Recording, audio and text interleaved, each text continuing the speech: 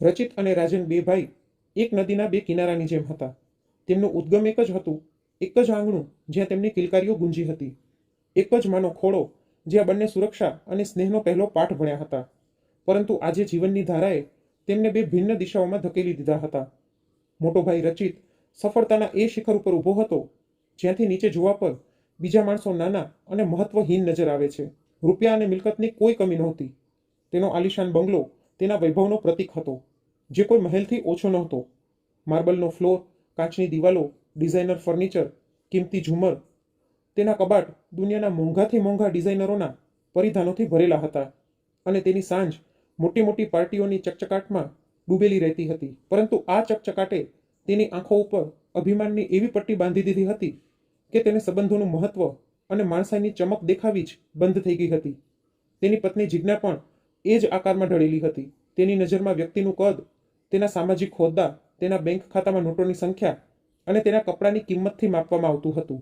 તે પોતાની બહેનપણીઓની પાર્ટીઓમાં રાજન અને તેના પરિવાર વિશે વાત સુદ્ધા કરવી પણ પોતાનું અપમાન સમજતી હતી.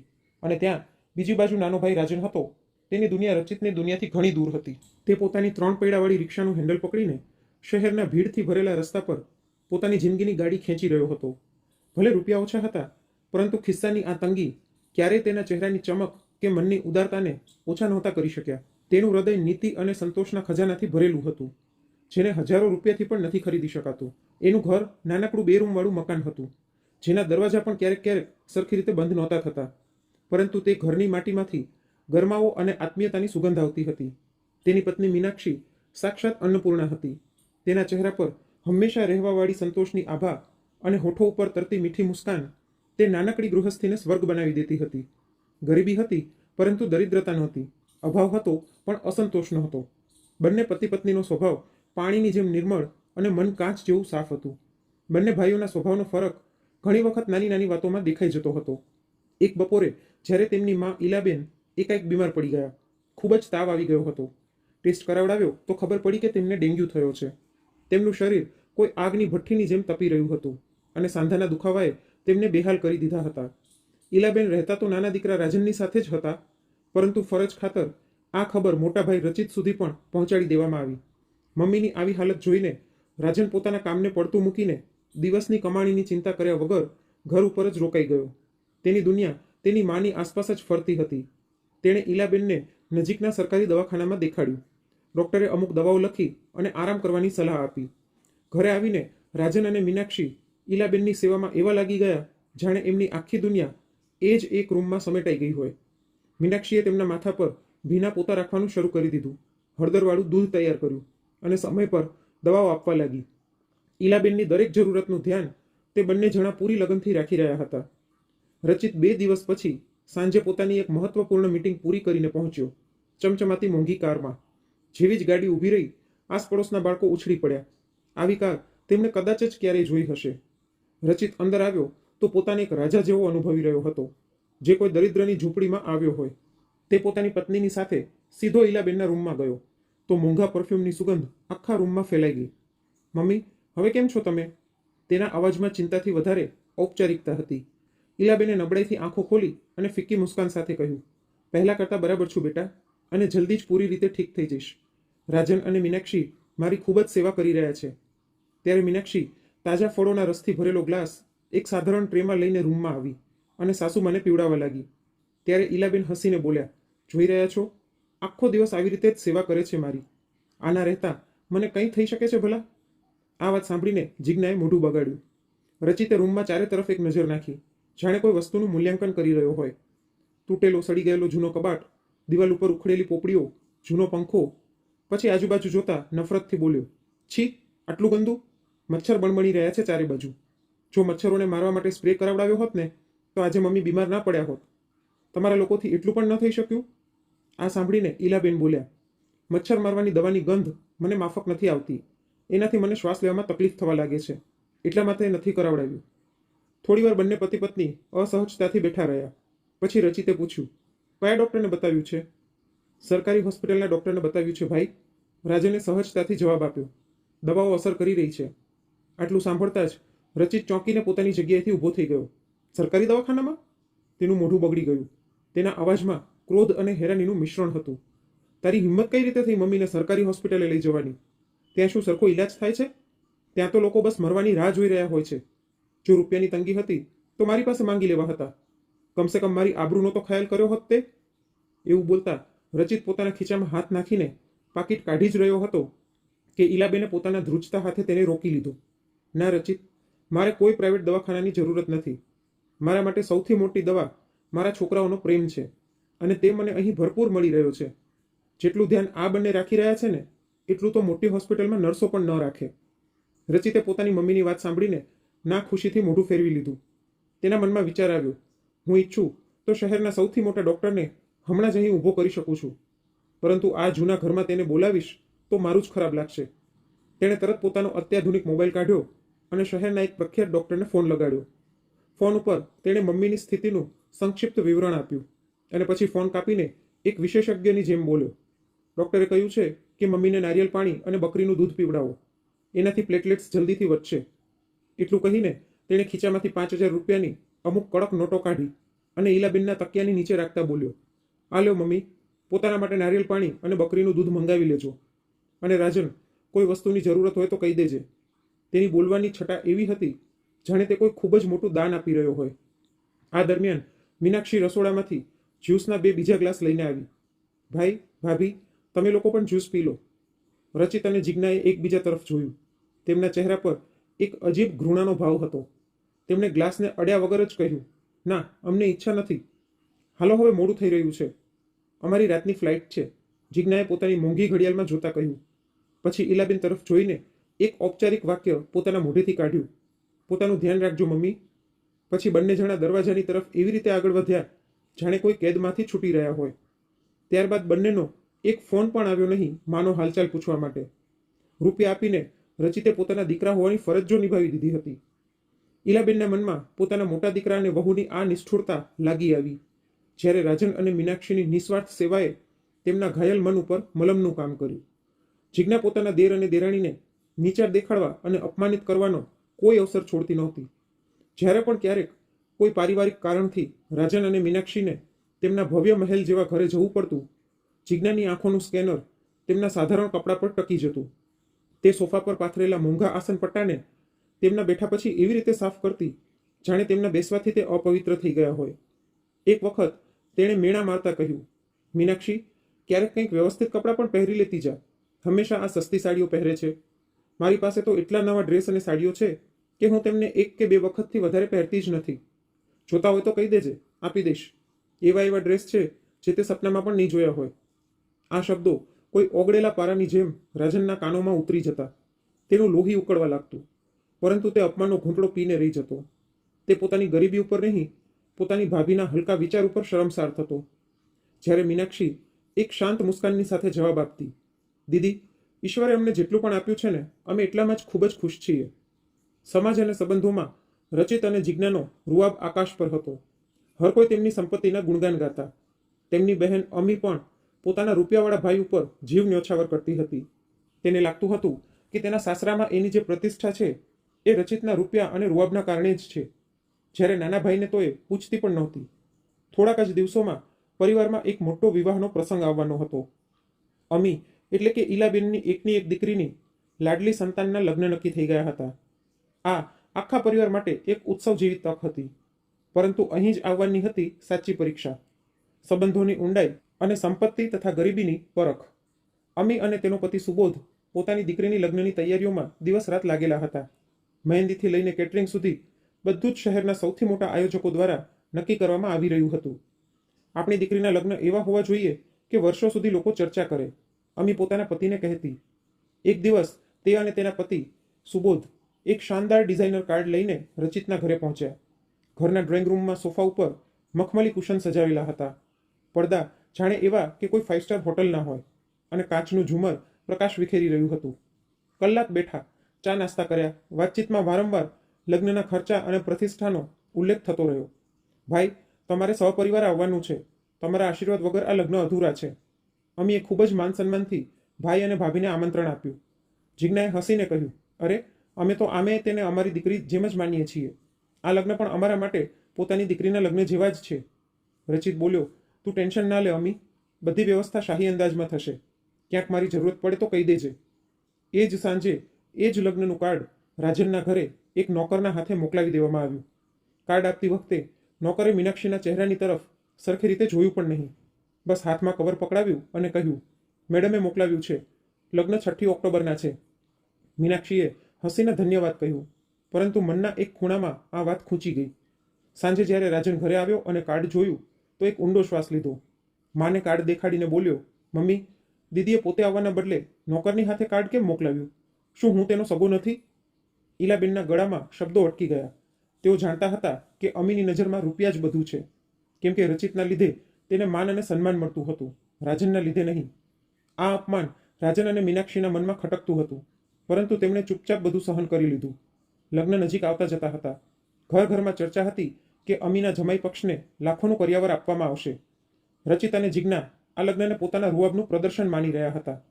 ઈલાબેનનું હૃદય પોતાના નાના દીકરાની આર્થિક સ્થિતિ અને સમાજમાં તેના સંભવિત અપમાનની કલ્પનાથી ડરી રહ્યું હતું.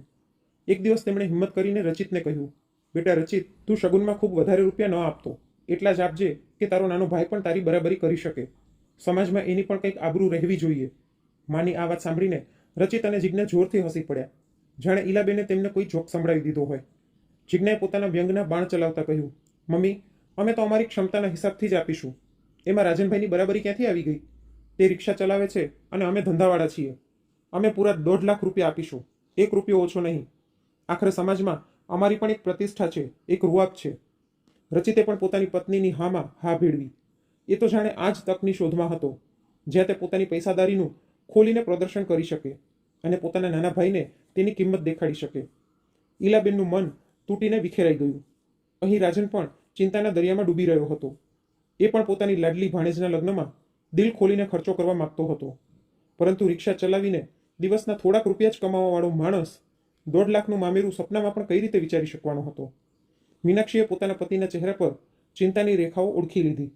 તેણે રાજનનો હાથ પોતાના હાથમાં લઈને કહ્યું, તમે ચિંતા શું કામે કરો છો? સંબંધો રૂપિયાના ત્રાજવા પર નથી તોલવામાં આવતા. એ તો પ્રેમ અને આશીર્વાદના તાંતણાથી બંધાયેલા હોય છે. આપણે જે પણ આપીશું, આપણા પૂરા મન અને આશીર્વાદથી આપીશું. છતાં પણ પતિની ચિંતાને દૂર કરવા માટે તેણે હિંમત ભેગી કરી. સાંભળો, મારી પાસે મારી મમ્મીના આપેલા 2 સોનાના પાટલા છે. આપણે એને વેચી નાખીએ. બહેનના ઘરના લગ્નથી વધીને શું છે? આ સાંભળીને રાજને તરત ના પાડી દીધી. ના મીનાક્ષી, ના. એ તારી મમ્મીની છેલ્લી નિશાની છે. હું એને ક્યારે પણ નહીં વેચું. હું મારી જવાબદારી નિભાવવા માટે તારું સ્ત્રીધન ના છીનવી શકું. હું ક્યાંક ને ક્યાંકથી રૂપિયાની વ્યવસ્થા કરી લઈશ. તેણે પોતાના મિત્ર પાસેથી થોડાક રૂપિયા ઉધાર લેવાનો પ્રયાસ કર્યો, પરંતુ ત્યાંથી પણ નિરાશા જ હાથ લાગી. લગ્નથી 1 દિવસ પહેલા જ્યારે તેઓ કોઈ કામથી રચિતના ઘરે ગયા તો જિજ્ઞાએ પોતાના ઝેરમાં ડૂબેલા શબ્દોથી એક વધારે પ્રહાર કર્યો. રાજનભાઈ, તમારે અને મીનાક્ષીએ તો લગ્નમાં જવું જ ના જોઈએ. તમારા આ સાધારણ કપડાં અને તમારું એ નાનું મોટું મામેરું જોઈને લોકો શું કહેશે? કારણ વગર પોતાની બહેનનું અપમાન કરાવડાવશો તેના સાસરાવાળાઓની સામે.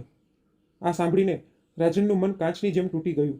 તેને લાગ્યું જાણે કોઈએ તેના આત્મસન્માન પર હથોડીથી પ્રહાર કર્યો હોય. તે કંઈક કહેવા માંગતો હતો, પરંતુ મોટા ભાઈના ઘર અને નાના હોવાની મર્યાદાએ તેના હોઠ સીવી દીધા. તે ભારી મનથી ત્યાંથી પાછો આવી ગયો. એ રાત્રે તે સૂઈ ન શક્યો. આગલા દિવસે રાજન પોતાની મમ્મી અને પત્નીને પોતાની રિક્ષામાં બેસાડીને લગ્નના વેન્યુ પર પહોંચ્યો. રિક્ષાની ફટફટનો અવાજ મોંઘી ગાડીઓના હોર્નના શોરબકોરમાં દબાઈ રહ્યો હતો. જેવા જ તેઓ ઉતર્યા, તેમની પાછળ એક ચમચમાતી એકદમ નવી લક્ઝરી કારે હોર્ન માર્યો. રચિત ખૂબ જ રૂઆબથી કારમાંથી ઉતર્યો. તેણે તે કાર એ જ દિવસે 80 લાખ રૂપિયામાં શોરૂમમાંથી કઢાવડાવી હતી, ફક્ત લગ્નમાં પોતાનો રૂઆબ દેખાડવા માટે. આખા લગ્નમાં બસ રચિત અને જિજ્ઞાના જ ચર્ચા હતા. કોઈ રચિતના મોંઘા સૂટના વખાણ કરી રહ્યા હતા, તો કોઈ જિજ્ઞાના લાખોના હીરોના હાર અને ડિઝાઇનર સાડીના. રચિતે બધાની સામે પોતાની બહેન અમીના હાથમાં 1.5 લાખ રૂપિયાનું મામેરું પકડાવ્યું અને કેમેરાઓની ફ્લેશલાઇટ ચમકી ઉઠી. ત્યાં જ રાજન નજરો નીચી કરીને એક ખૂણામાં પોતાની બહેનની પાસે પહોંચ્યો અને ચૂપચાપ 2100 રૂપિયાનું એક નાનકડું કવર તેના હાથમાં આપ્યું. અમીએ કવર લઈ લીધું, પણ તેની આંખોમાં કોઈ ખુશી નહોતી, બસ એક ઔપચારિકતા હતી. આખા સમારોહમાં રાજન અને મીનાક્ષી કોઈ પારકાની જેમ એક ખૂણામાં ઊભા રહ્યા. લોકો એમની પાસેથી એવી રીતે પસાર થઈ રહ્યા હતા જાણે તેઓ અદૃશ્ય હોય. અમી અને તેના પતિએ પણ ઔપચારિક કેમ છો તેના સિવાય કોઈ પણ વાત કરી નહીં. જ્યારે મોટા ભાઈ અને ભાભીને પોતાની દીકરીના સાસરાવાળા સાથે ખૂબ જ ગર્વથી મળાવી રહ્યા હતા.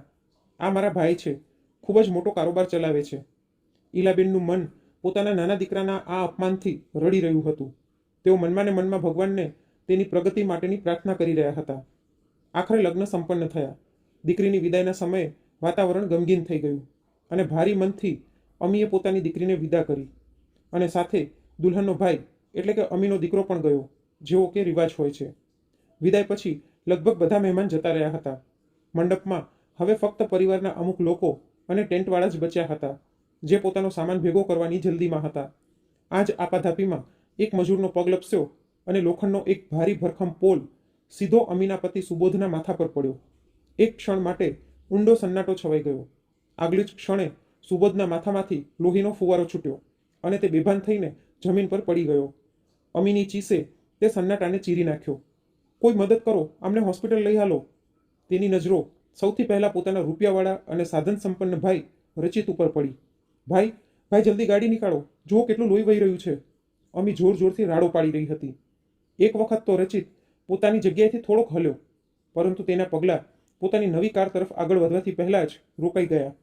તેની આંખોની સામે એક તરફ લોહીથી લથપથ જીજાજી હતા અને બીજી બાજુ તેની બ્રાન્ડ ન્યૂ લક્ઝરી કારની ચળકતી સીટો. તેના દિમાગમાં એક ક્ષણ માટે માણસાઈ અને ભૌતિકવાદની વચ્ચે એક ભીષણ યુદ્ધ છેડાઈ ગયું. લોહીના ધાબા, નવી કારની સીટો ખરાબ થઈ જશે અને આ ધાબા સરળતાથી જતા પણ નથી. આ બધા વિચાર અમુક સેકન્ડમાં તેના દિમાગમાંથી પસાર થઈ ગયા. તે પોતાની જગ્યાએથી ટસથી મસ થયો નહીં. તેને ચિંતા હતી પોતાની નવી મોંઘી કારની. રચિત, જોઈ શું રહ્યો છે? જલ્દી ગાડી નીકાળ, જો કેટલું લાગ્યું છે તારા જીજાજીને. ઈલાબેને રાડ પાડી, પરંતુ રચિતે એક ખૂબ જ વાહિયાત અને શરમજનક દલીલ આપી. મમ્મી, આજે જ શોરૂમમાંથી ગાડી કઢાવડાવી છે, પૂરા 80 લાખની છે, લોહીથી ખરાબ થઈ જશે. આ સાંભળીને અમી અને ઈલાબેનના પગ નીચેની જમીન સરકી ગઈ. જે ભાઈની મિલકત ઉપર તે આટલું અભિમાન કરતી હતી, તેનું આ અમાનવીય રૂપ જોઈને તે સ્તબ્ધ રહી ગઈ. ત્યારે જ પાછળથી ફટફટનો પરિચિત અવાજ આવ્યો. રાજન પોતાની રિક્ષા ચાલુ કરીને ત્યાં પહોંચી ગયો હતો. તેણે એક ક્ષણ પણ બગાડ્યા વગર ટેન્ટવાળાની મદદથી પોતાના જીજાજીને રિક્ષાની પાછલી સીટ પર સુવડાવ્યા. મીનાક્ષીએ સુબોધનું માથું પોતાના ખોળામાં રાખી લીધું અને લોહી રોકવા માટે પોતાની સાડીનો એક છેડો ફાડીને ઘા ઉપર બાંધી દીધો. રાજને રિક્ષાને હવાની ગતિએ હોસ્પિટલ તરફ દોડાવી. અમીનો ચહેરો પીળો પડી ગયો હતો અને મીનાક્ષી સુબોધના માથાની પટ્ટીને સંભાળતા સતત હિંમત આપતી જતી હતી. જેમ તેમ રાજન આખા ટ્રાફિકને ચીરીને પોતાના ઘાયલ જીજાજીને લઈને હોસ્પિટલે પહોંચ્યો. અંદર પહોંચતા જ કમ્પાઉન્ડરે તરત જ સ્ટ્રેચર મંગાવ્યું અને સુબોધને ઇમરજન્સી રૂમમાં લઈ જવામાં આવ્યો. થોડીવારમાં ડૉક્ટરે ગંભીર સ્વરમાં કહ્યું, ઘણું લોહી વહી ગયું છે, તમારે તરત AB પોઝિટિવ ગ્રુપના લોહીની વ્યવસ્થા કરવી પડશે, નહીતર હાલત બગડી શકે છે, તેમના જીવને જોખમ થઈ શકે છે. રાજનના માથા પર ચિંતાની રેખાઓ ઊંડી થઈ ગઈ. થોડી જ વાર પછી ચમચમાતી કાર હોર્ન વગાડતા હોસ્પિટલના ગેટ ઉપર ઊભી રહી. રચિત અને જિજ્ઞા ઉતરતા જ ઉતાવળા પગલે અંદર આવ્યા. ઈલાબેન પણ તેમની સાથે જ હતા. બધાના ચહેરા પર બનાવટી હેરાની અને ચિંતાનો મિશ્રિત ભાવ હતો. રચિત જોરથી બોલ્યો, ક્યાં છે જીજાજી? શું કોઈ વસ્તુની જરૂરત છે? ડૉક્ટરે પાસે આવીને કહ્યું, બ્લડ જોઈએ અને તરત.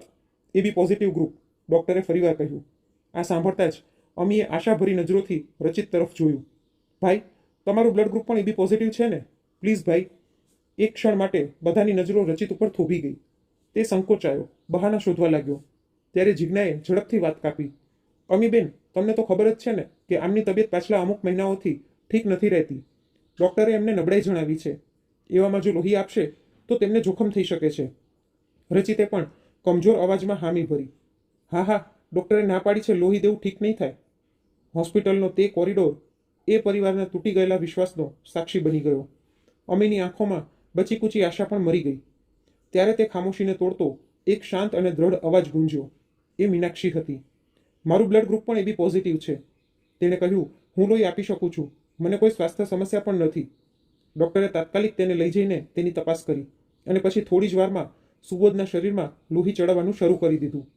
1 કલાક પછી ડૉક્ટરે આવીને કહ્યું કે હવે જોખમ જતું રહ્યું છે. સમયસર લોહી મળી ગયું એટલે જીવ બચી ગયો. આ સાંભળીને બધાએ રાહતનો શ્વાસ લીધો.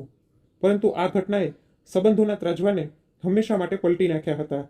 જે ભાઈની પાસે સંસાધન હતા તે પાછળ હટી ગયો અને જે વહુને હંમેશા ગરીબ અને સાધારણ કહીને મેણાટોણા આપવામાં આવતા, તેણે પોતાના સંબંધોને પોતાના લોહીથી સિંચીને જીવિત કરી નાખ્યા. અમીની આંખોમાંથી હવે આંસુ વહી રહ્યા હતા, પરંતુ તે આંસુ દુઃખના નહીં, એક ઊંડા પશ્ચાતાપના હતા. તેણે આગળ આવીને પોતાના નાના ભાઈ રાજનનો હાથ પકડી લીધો. મને માફ કરી દે રાજન. આજે તે મને દેખાડી દીધું કે માણસ મનથી અમીર હોય છે, રૂપિયાથી નહીં. જે રૂપિયાવાળા ભાઈની અમીરી ઉપર હું ગર્વ અનુભવતી હતી, તેણે આજે મારા પતિને બચાવવાથી પહેલાં પોતાની નવી ગાડી વિશે વિચાર્યું, અને તે અને મીનાક્ષીએ મારા પતિને નવી જિંદગી આપી. ભાનમાં આવ્યા પછી સુબોધ પણ પોતાના વ્યવહાર ઉપર ખૂબ જ શરમ અનુભવી રહ્યો હતો. તેણે રાજન સામે હાથ જોડીને માફી માંગી. આજે તેમને સમજાઈ ગયું હતું કે સાચું શગુન 2100 કે 1.5 લાખ રૂપિયાનું કવર નહોતું. સાચું શગુન તો સંબંધોનો પ્રેમ અને આત્મીયતા હતી, જેને સંપત્તિની ચમકમાં તેઓ જોઈ જ નહોતા શક્યા. થોડીવાર પછી રચિત મોંઘા ફળો અને જ્યુસની બોટલોથી ભરેલું બેગ લઈને ઇમરજન્સી વોર્ડમાં દાખલ થયો. ચહેરા પર એ જ બનાવટી ચિંતા હતી. તેણે અમીને કહ્યું, જો અમી, હું જીજાજી માટે તાજો જ્યુસ લઈ આવ્યો છું. ડૉક્ટરે કહ્યું હશે ને કે નબળાઈ હશે. અમીએ તેની તરફ એક ઠંડી સપાટ નજરથી જોયું. ભાઈ, જ્યારે 5 મિનિટ પહેલાં આમનો જીવ બચાવવા માટે તમારું લોહી જોઈતું હતું, ત્યારે તો તમે પાછળ હટી ગયા, અને હવે આ બધું દેખાવ કરી રહ્યા છો.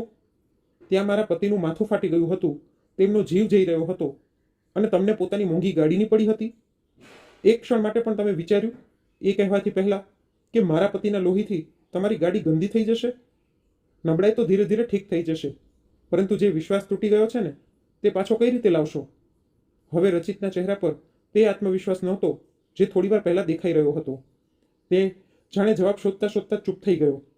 ઈલાબેન, જે અત્યાર સુધી ચૂપ હતા, પોતાના ગુસ્સાને વધારે રોકી ન શક્યા. રચિત, આ દેખાવો કરવાની હવે કોઈ જરૂરત નથી. સંબંધો એ દોરાની જેમ હોય છે, જે એક વખત તૂટી જાય ને તો ફરીવાર જોડાઈ નથી શકતા, અને જો જોડવાનો પ્રયાસ કરો પણ તો ગાંઠ પડી જાય છે. તે પોતાની જિંદગીમાં ઘણી ધન સંપત્તિ કમાણી, પણ જ્યારે જિંદગીએ તને માણસાઈની કસોટી પર પારખ્યો તો તું નાપાસ થઈ ગયો બેટા. આવી સંપત્તિને રૂઆબ શું કામનો, જે જરૂરતના સમયે પોતાના ઘરનાને જ કામ ન આવી શકે? વોર્ડમાં એક ભારી ખામોશી પ્રસરી ગઈ.